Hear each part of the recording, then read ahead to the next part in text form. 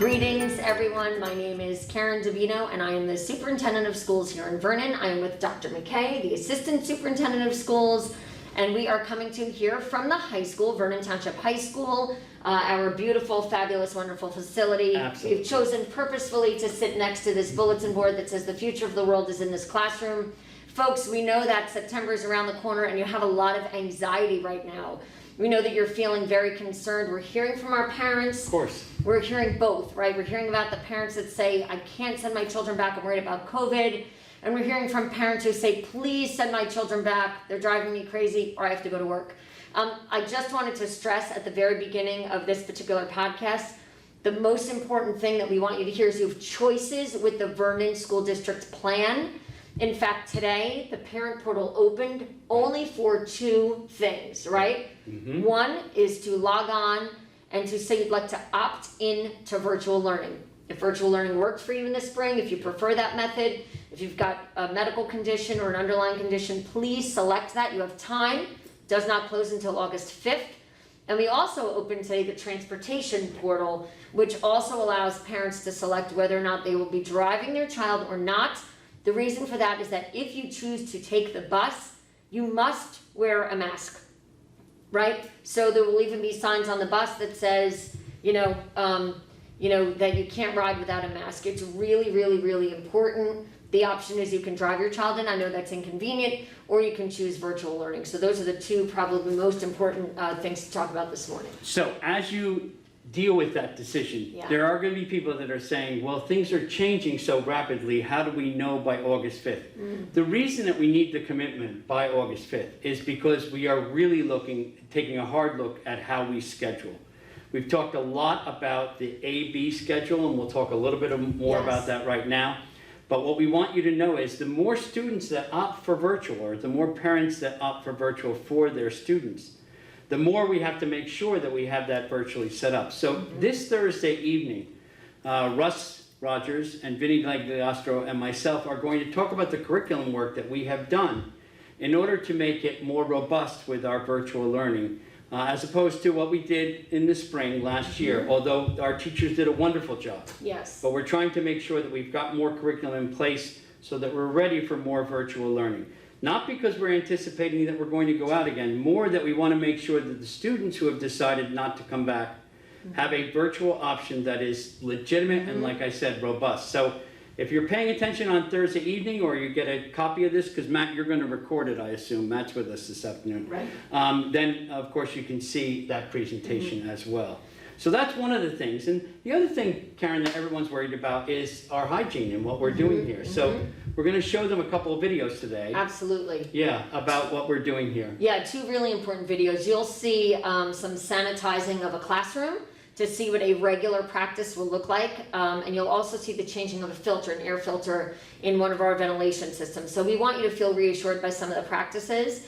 And just to expand on one of the things that Dr. McKay said, as far as virtual learning goes, remember that even children who are coming to school live, at the beginning of the school year, phase 1 and phase 2, and we should probably get into this, they do have a virtual learning day. So that point of being robust and having really authentic learning experiences online is absolutely essential. Mr. Rogers reported this morning that even by now, which is the almost the end of July, mid-July, third week of July, our curriculum, 50% of it has already been completely revamped. So we do have a ways to go before we open in September, but we do feel confident that the delivery of instruction and the pedagogy will shift so that children who are learning online, whether you've chosen the remote option or you have that one day on Wednesday, you'll have a more robust learning experience.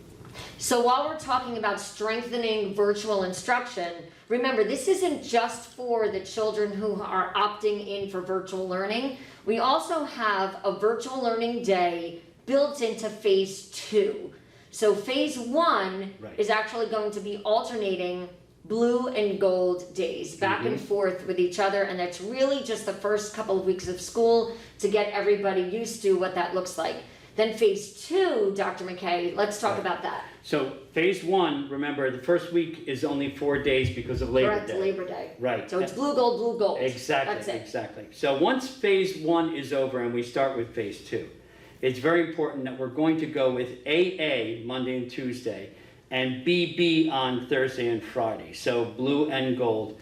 And the day in between, of course, will be virtual. Right, virtual and heavy cleaning. Yes. So one of the things we're hearing from parents is, well, then I'd like my child to be in the gold team or the B team on Thursday and Friday because there's extra cleaning on Wednesday. Please don't worry. No. We want to reassure everybody at home that the same level of cleaning that's happening on a Wednesday in preparation for the gold team is also happening in preparation for Monday when the blue team arrives. Right. So no group, blue or gold, will be shortchanged on any of the cleaning protocols that we are putting in or implementing. Absolutely. And our goal is to move into phase 3. And phase 3 really is where we want to be, which is 3 days a week for one group, 2 days for the other, and then the following week, 2 days and 3 days. And the reason we kept it consistently on both weeks, that one group is at the end of the week and the other group is at the beginning of the week, is we're worried about our parents. Yeah, for This is childcare. all about childcare and all about them going to work and setting up their schedule. So the blue gold piece is a major piece for our parents. So that's It's really important. And I think Dr. McKay mentioned before, the Board of Education meeting is this week on Thursday. Yes. We'll be talking about the plan in more detail. It is 7 o'clock in the high school cafeteria. You can attend virtually or live. If you come live, you have to wear a mask. People were very respectful last time. We had a nice crowd in the public as well as virtually. And it's really important that you tune in and start to hear of the different things that are happening in the district. One of the reasons we're asking parents to opt in to virtual learning or to make a decision is so that we can properly staff our buildings and make sure that our children are assigned to the appropriate teacher based on need, content area, certification, etc. In the classroom, we're worried about social distancing, so we want to make sure that once the schedule is set, we have the proper amount of students in a classroom of this size, which we're looking for is somewhere around 8 to 10, and then we can social distance them, and then mass breaks can happen. Yes. So that's why it's very important to know who's virtually going to be out of that piece, then dividing that group as equally as we possibly can. And still offer all the courses that we offer in this magnificent high school, in Glen Meadow, and in our other schools as well. So it's crucial.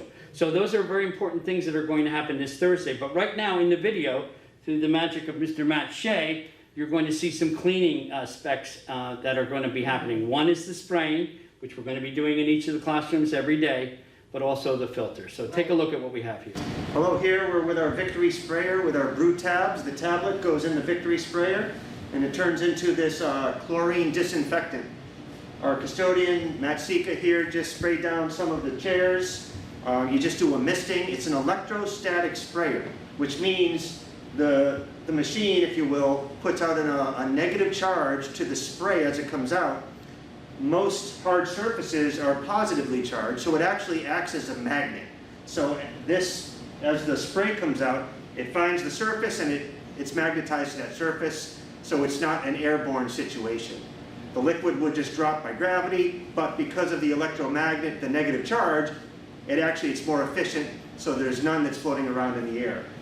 Secondly, it's a very safe product. This is a similar product that you would use to shock your pools. So if you've ever had a pool and you're in the pool with your son or daughter and they get a mouthful, it's ultimately the same product. We don't recommend ingesting. If you read the material safety data sheet, it will say, if you get in your eyes, see a physician, it will say do not inhale, it will say do not drink, certainly. You notice Matt's wearing his gloves, he's got his safety goggles on. So we feel this is the best product to use to efficiently disinfect. It's a great disinfectant. I think it's safer than your household Lysol kitchen cleaner, and we can do it quickly and efficiently.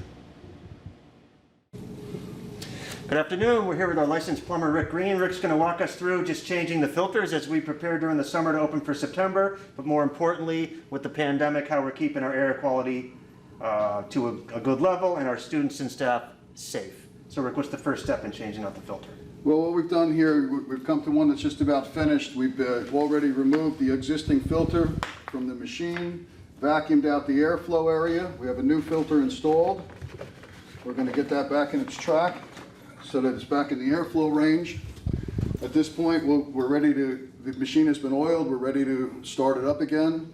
Once we start it up, we check it on our computer system, make sure the outdoor air dampers are set properly so we get the fresh air exchange that's required in the room, make sure the carbon dioxide sensors are working, and we monitor air quality that way as well. Very good. Again, keeping it safe.